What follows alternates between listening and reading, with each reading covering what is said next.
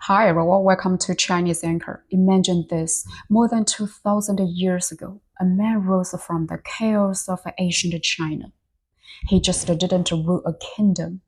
He controlled the language, land, and even thought itself. He built what may be called the world's first superstate. But here's the question. Did he really want to rule the world? Or was he trying to conquer time itself? Today, let's uncover the story of China's first emperor, Qin Shi Huang, the man who changed the story forever.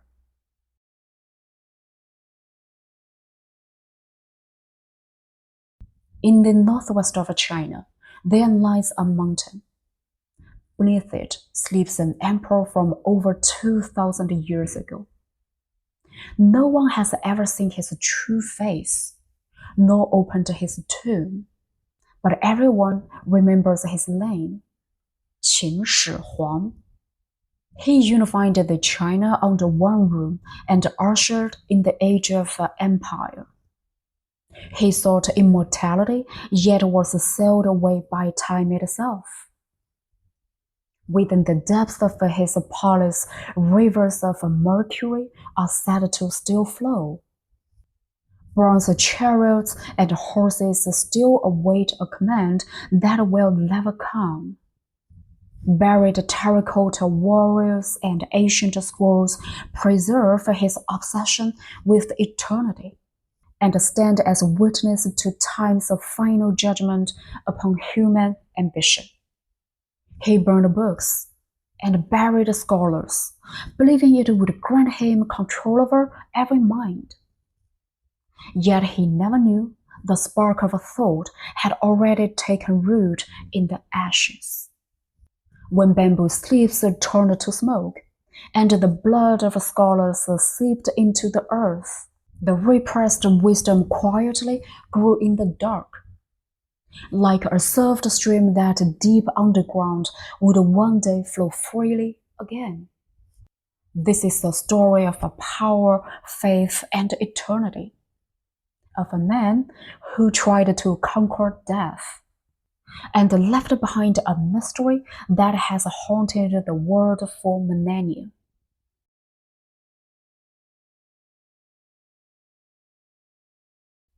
(259 BC, the final years of a warring states period, an age torn apart by endless war.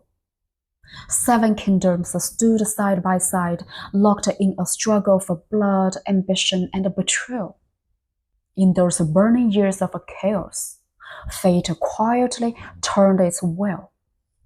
Inside the royal palace of Qin, a baby was born. His name, Yin Zhen. His mother was Lady Zhao, a woman of a humble birth who had entered the palace by chance.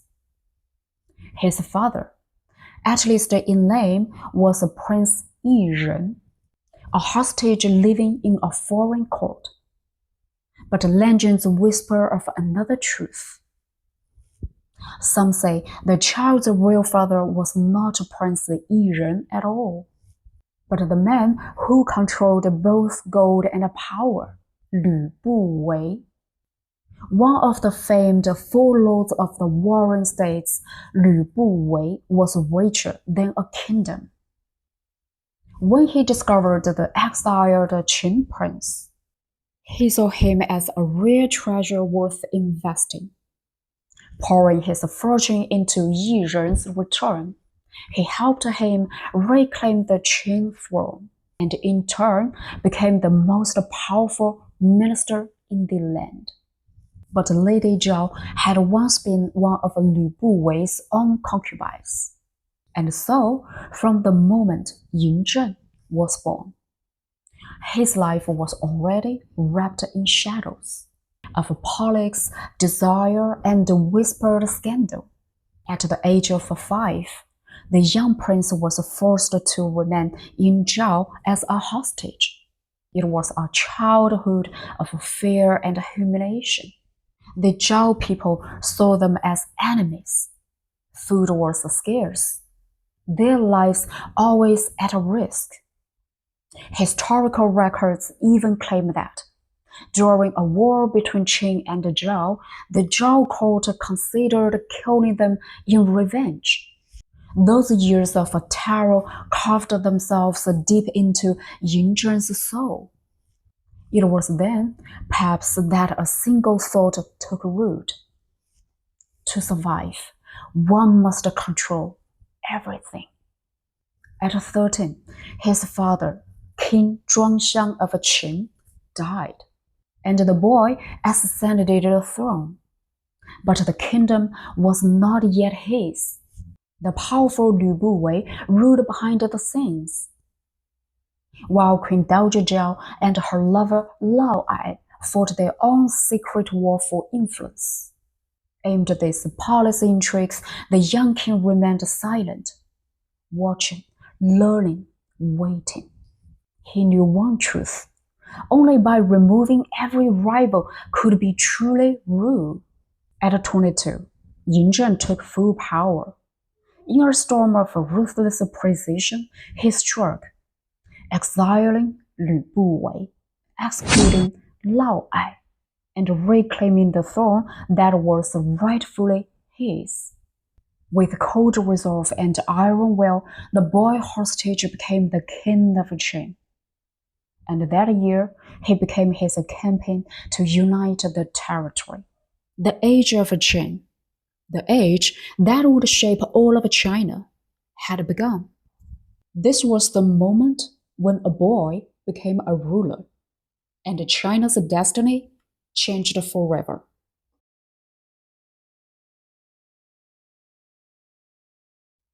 It was a conquest that lasted 10 long years, a fate forged from iron blood, strategy, and unshakable will. Starting in 230 BC, King Yin Zhen of Qin marched his armies eastward. The first to fall was Han, the weakest of the 7 states. A swift and brutal victory that marked the beginning of the end. Then, like a flood breaking its banks, the Qin army swept across the central plains. On the old battlefield of Changping, flames once again devoured the land of Zhao. The proud warriors of Zhao were no longer what they had been. General Li Mu fell. Handan, the Zhao capital, collapsed, and the kingdom that had once defined Qin was erased from history. By then, the fate of the remaining states was sealed.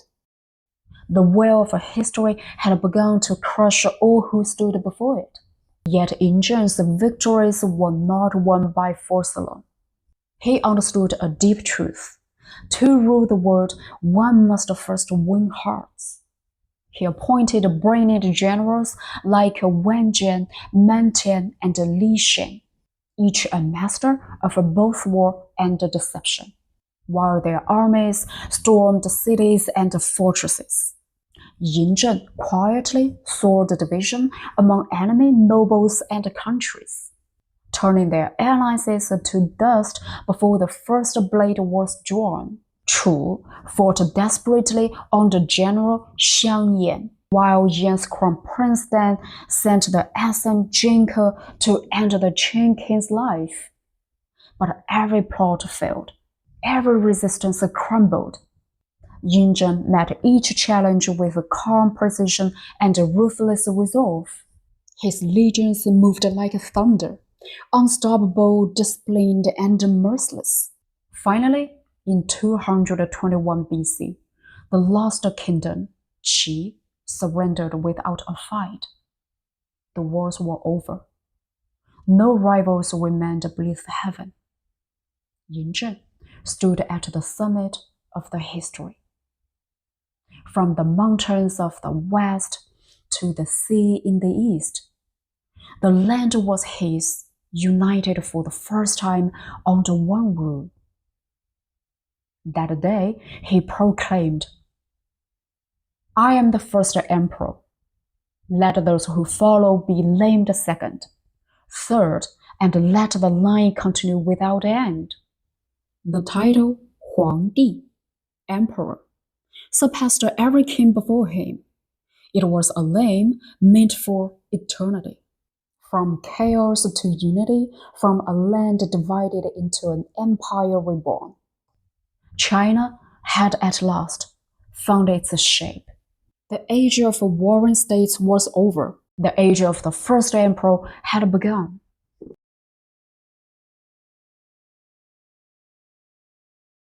Unification was not only about conquering lands. It was about unifying minds, systems, and order. Yin Zhen knew that to bring lasting peace to a land divided for centuries, the sword alone was not enough. What truly binds a nation is structure. He abolished the ancient feudal system and replaced it with the commandery county system.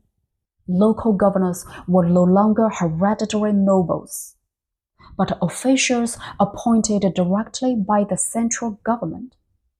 Power flowed back from the lords to the heart of the empire. It was a silent revolution, one that reshaped the veins of authority across mountains and rivers. In that moment, the blueprint of China's political structure for the next 200 years was born. After reforming the system came the unification of language and thought. Qin Shi Huang ordered his chancellor Li Si to standardize writing, simplifying the countless local scripts into one, the small cell script, 小篆. He also unified measurements and currency, the ruler that measured your land, the scale that weighted your grain, and the bronze coins that traded your goods were all the same. It was the language of an empire, silent, precise, and powerful. But Yin Zhen's ambition did not stop there. His eyes turned northward, toward the vast, restless grasslands, to defend against the Xiongnu invasions. He commanded the building of a great wall, linking together the fragmented fortresses of former kingdoms. That colossal dragon of earth and stone stretched across the spine of the continent. Countless laborers, soldiers, and craftsmen perished, their bones mixed with the packed soil. A vast realm, unified laws, and a single written script. Qin Shi Huang had already built a centralized world. He was not only a conqueror, but a creator. He forged old from chaos and modeled a fractured world into one. Yet as the empire's great machinery rolled to life, a question began to haunt him. How could such unity last forever?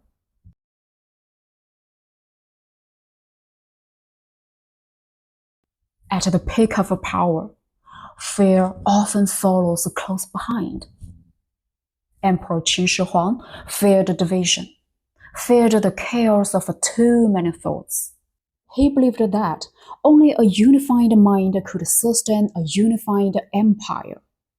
So he gave the order to burn the books. All teachings, but the legalist classics were to be destroyed. Those who opposed were buried alive. Perhaps he wished to preserve order. But what history remembers are the ashes of thought, the burning of books and the burying of scholars, a phrase that would echo through the ages. From that moment, the empire's collapse had already begun to take root. After the fires died down, Qin's empire seemed more united than ever on the surface. Yet beneath that silence, discontent had begun to stir. He believed legalism could rule the world, but the law became a weapon of fear. For the slightest offense, people were sent to toil as laborers, the roads lined with prisoners in chains. The Great Wall, the great Mausoleums, the Ippon Palace, all built upon the bones of countless lives. He sought eternal order, and so he silenced every voice. But the more he repressed, the deeper rebellion grew. When iron and blood became the system, even loyalty began to crack. In 213 BCE, outside the capital of Xianyang, the flames of burning books lit up the night sky. A year later, 460 Confucian scholars were buried alive in the eastern suburbs. After that night, everyone understood the emperor's word was absolute.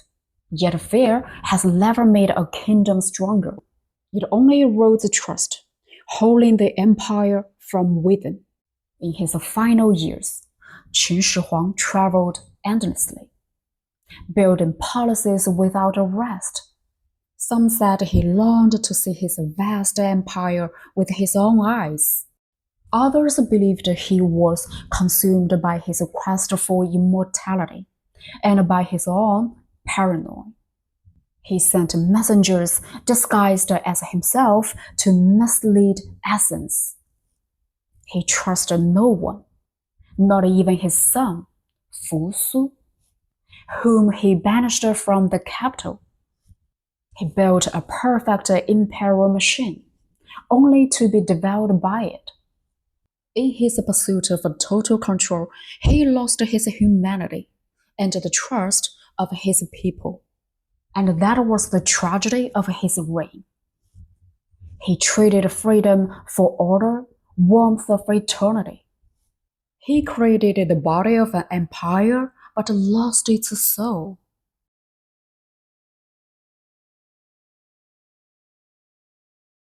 After unifying the empire, Yin Zhen became the sole ruler under heaven. But the higher he climbed, the clearer he understood. Nothing in this world can defeat time. After the age of 40, he became obsessed with immortality. Legends say he summoned a host of Fang Shi, Taoist alchemists. Lu Shen, Xu Fu, Han Zhong. They claimed they could speak to the gods and forge the elixir to eternal life. On their maps, they marked 3 mythical islands in the eastern seas: Penglai, Fangzhang, and Yinzhou, where immortals were said to dwell, and the secret of everlasting life was hidden. Qin Shi Huang ordered Xu Fu to sail east, leading thousands of boys and girls, carrying gold, treasures, and grain to seek the elixir. But they never returned. Some said they reached the distant shores beyond the East China Sea. Others believed they were swallowed by endless waves. But the emperor never received the pill that would let him live as long as heaven itself. The alchemist's lies of immortality left behind something real: mercury. According to ancient records, the emperor's elixirs contained large amounts of it. Years of consumption drove him into violent rages and deep paranoia. He began to loathe crowds and fear death itself. Even as the poison slowly consumed him during his travels. In 210 BCE, during his eastern tour, he died in the sand dune palace. He was 50 years old, just 11 years after founding the empire. He had ordered mercury to be refined into pills of immortality, never realizing it was death itself he was swallowing. The dream of eternal life became the most ironic page of his story. Yet in a sense, he never truly left.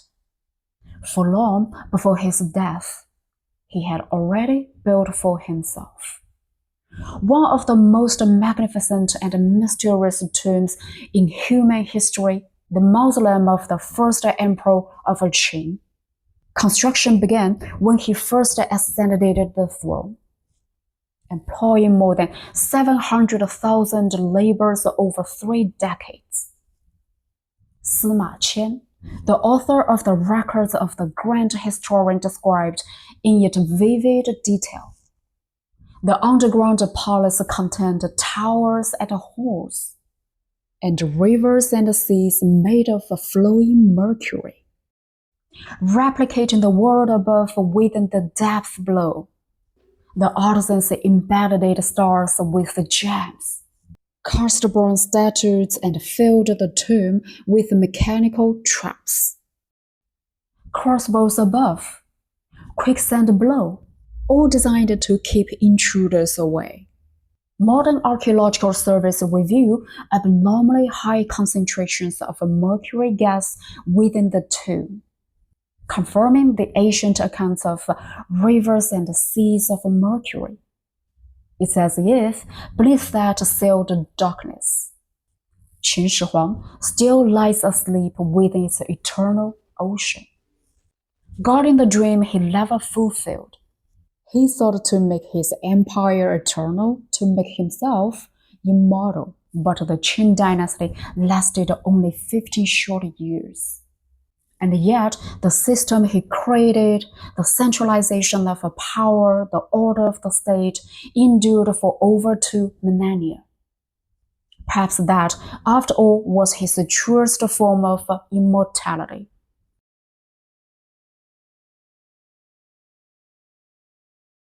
After his death, he was buried at the foot of Mountain Li. There, the mountains coiled like a dragon, majestic, unyielding, just as he had lived, to command all under heaven, never to bow. It was not a tomb, but another world, a palace built for eternity, an empire's private universal beyond time. 2,000 years later, scientists using spectroscopic scans detected abnormally high levels of mercury beneath Mountain Li, which means perhaps Sima Qian's words were never an exaggeration. Outside the tomb, an army of more than 8,000 terracotta warriors stands in silence, each with a unique face, each frozen in the moment before battle, a legion of clay awaiting a command that will never return. Some say they guard not only the emperor's body, but the soul of an entire empire. Every trace of a bronze, every stroke of a color, records the obsession of an age that longed for eternity. And yet, the gate leading to the burial chamber has never been opened. Scholars fear that oxygen might destroy the patent relics. And perhaps they also fear something else. That beyond that sealed door lies not just an archaeological discovery, but an echo of belief, of fear, and of power. Perhaps some secrets are meant to sleep forever. For this is not merely a tomb, it is a mirror, reflecting humanity's eternal yearning for immortality. Ancient records described the underground palace in the records of the grand historian, Shi Ji, annals of the first emperor of Qin. The rivers and seas were made of mercury, mechanically flowing through the tomb. Above were the heavens with the stars, below the lands with the palaces of gold and silver. The lamps were made from the fat of mermaids, said never to extinguish.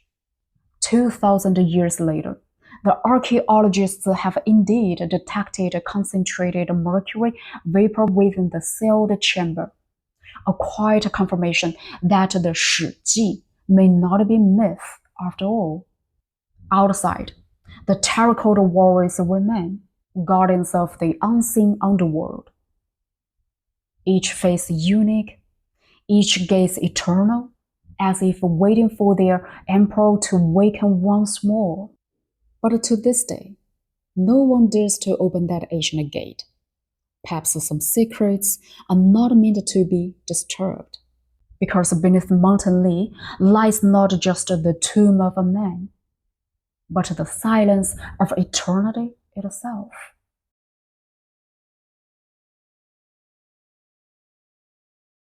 More than 2,000 years have passed. The Qin dynasty has long vanished. Its policies turned to dust. Its glory faded into legend. And yet, its system, its script, its sense of a unified land endure to this day. Perhaps the eternity Qin Shi Huang thought was never truly lost.